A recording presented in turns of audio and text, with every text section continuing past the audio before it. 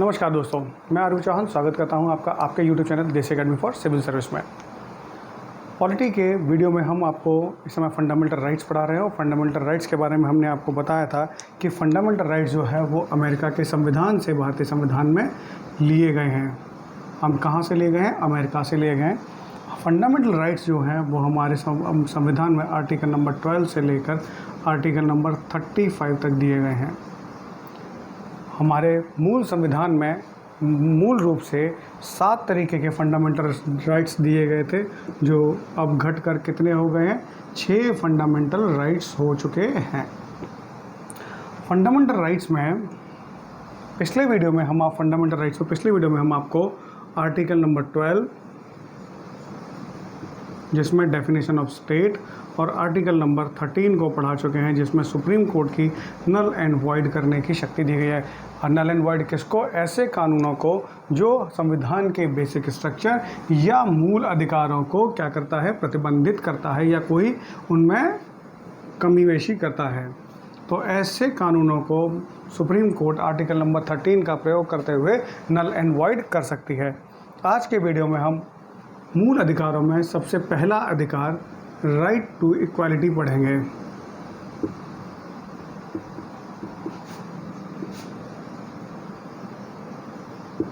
यानी समानता का अधिकार।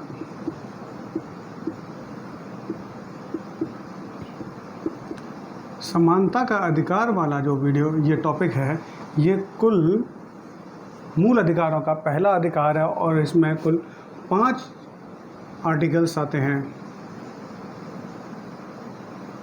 जो हैं कहाँ से? From article 14 to article 18। आज हम आर्टिकल 14 के बारे में पढ़ेंगे। आर्टिकल नंबर 14 को पढ़ने से पहले हमें यह जानना होगा कि आर्टिकल नंबर 14 यानी अनुच्छेद 14 को संविधान में शामिल करने के लिए हमारे संविधान निर्माताओं का मोटिव क्या था और उन्होंने इससे क्या हासिल किया। इससे हमारे संविधान निर्माताओं ने हासिल क्या किया? तो इसका जवाब है कि जब हम अपने आसपास देखते हैं तो हमें पता चलता है कि हमारा देश विविधताओं से भरा हुआ है। यहाँ पर कोई बहुत अमीर है, कोई बहुत गरीब है, कोई गोरा है, कोई काला है, कोई अलग अलग धर्म पंथ मजहब को मानने वाला है, कोई हिंदी बोलता है, कोई कन्नड़ बोलता है, कोई मलयालम बोलता है, यानी विभिन्न भाषाओं को बोलने वाले लोग हैं। तो हमारे संविधान निर्माताओं ने जब आर्टिकल नंबर 14 को संविधान में रखा तो इसके पीछे उद्देश्य था कि हमारा देश या हमारे देश के नागरिक चाहे कितनी ही विविधताओं से भरे हुए क्यों ना हो, लेकिन न्याय का हक सभी को बराबरी का होना चाहिए। और यही उनका मोटिव था। इसके लिए उन्होंने आर्टिकल नंबर 14 को संविधान में इंट्रोड्यूस किया और जिसमें कहा गया है कि भारत के राज्य क्षेत्र के अंदर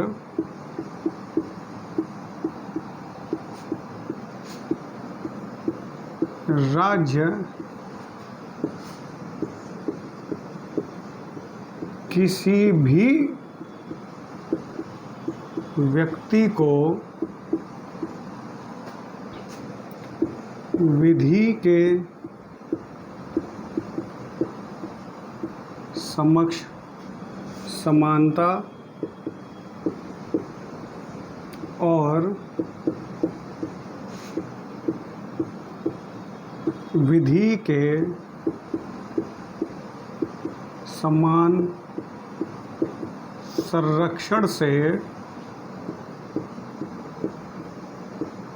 वंचित नहीं करेगा। ये हमारा आर्टिकल नंबर 14 कहता है। यहाँ पर आपको कुछ चीज़ें ध्यान देनी होगी कि पहला टर्म है यहाँ पर किसी भी व्यक्ति।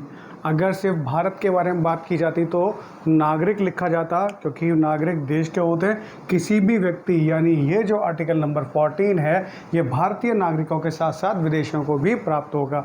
दूसरा आपको एक शब्द कॉन्सेप्ट दिखाई दे रहा होगा इसमें, विधि के समक्ष समानता यानी इक्वालिटी बिफोर लॉ, और दूसरा दिखाई दे रहा होगा विधि के समान संरक्षण, इक्वल प्रोटेक्शन ऑफ लॉ। विधि के समक्ष समानता और विधि के समान संरक्षण, विधि के समक्ष समान संरक्षण। ये दो कॉन्सेप्ट। तो सबसे पहले हमने आपको ये तो बता दें कि किसी भी व्यक्ति का मतलब है कि यह जो आर्टिकल नंबर 14 से जो प्रोटेक्शन है वह भारतीय नागरिकों के साथ साथ विदेशियों को भी प्राप्त है। अब हम इसमें इस कॉन्सेप्ट को पढ़ते हैं कि विधि के समक्ष समानता और विधि के समक्ष समान संरक्षण का क्या मतलब है। जो विधि के समक्ष समानता है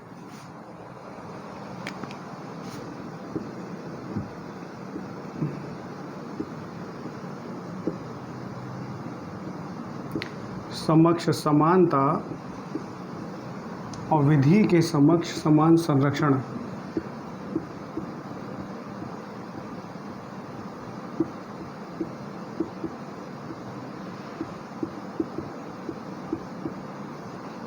इसको इंग्लिश में बोलते हैं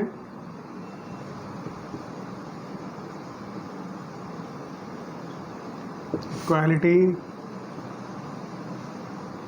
बिफोर लॉ,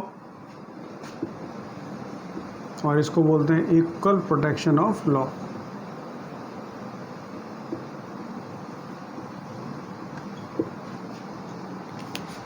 ये एक ब्रिटिश कॉन्सेप्ट है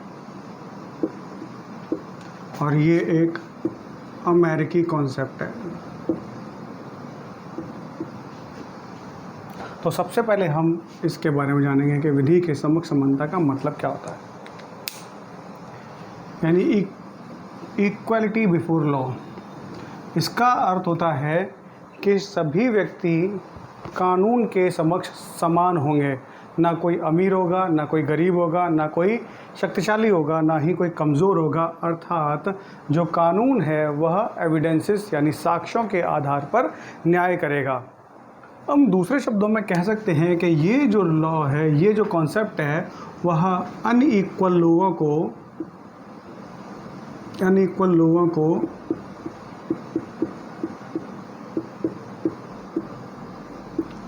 इक्वली ट्रीट करता है।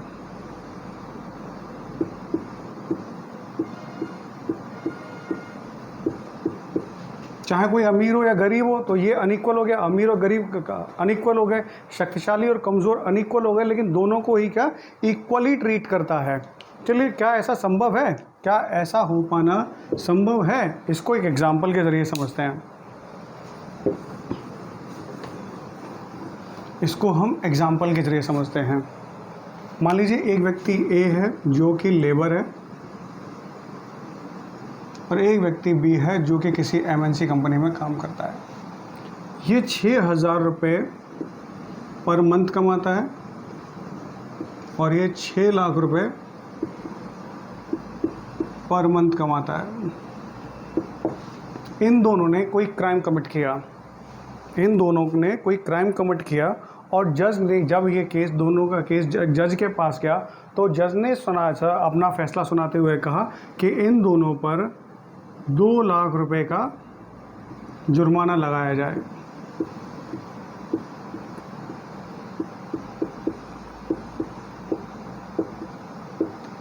अब आप जब इस फिगर को देखते हैं तो ए व्यक्ति के लिए 2 लाख रुपए जुटा पाना बहुत मुश्किल काम होगा, लेकिन वहीं 6 लाख रुपए महीने कमाने वाले के लिए 2 लाख रुपए जुटाना कोई मुश्किल काम नहीं होगा।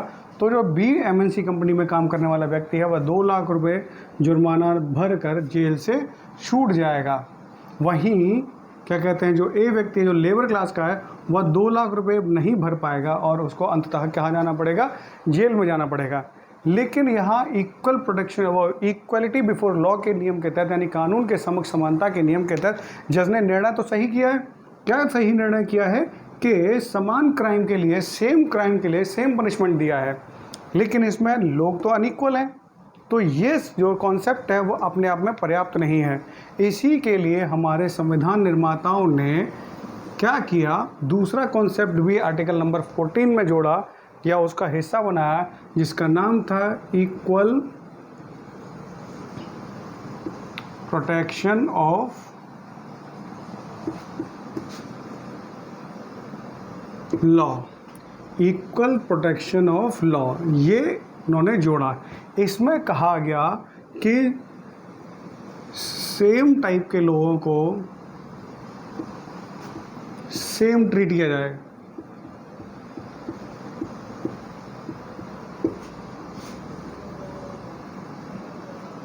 सेम तरीके से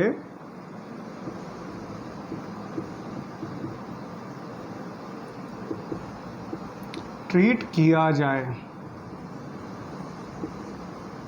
ये है हमारा इक्वल प्रोटेक्शन ऑफ लॉ। अगर हम इस वीडियो में इक्वल प्रोटेक्शन ऑफ लॉ पढ़ाएंगे तो ये वीडियो बहुत लंबा हो जाएगा। इसके बारे में हम आपको इस वीडियो के अगले भाग में बताएंगे। तो चलिए मिलते हैं आपसे अगले वीडियो में। तब तक अगर आपको हमारा ये वीडियो पसंद आया है तो इसको लाइक करें, शेयर करें, सब्सक्राइब करें, कमेंट करें। और कोई भी क्वेरी है तो आप डिस्क्रिप्शन में दिए गए नंबर पर कॉल करके अपनी क्वेरी को दूर कर सकते हैं। तो मिलते हैं आपसे अगले वीडियो में, तब तक के लिए नमस्कार।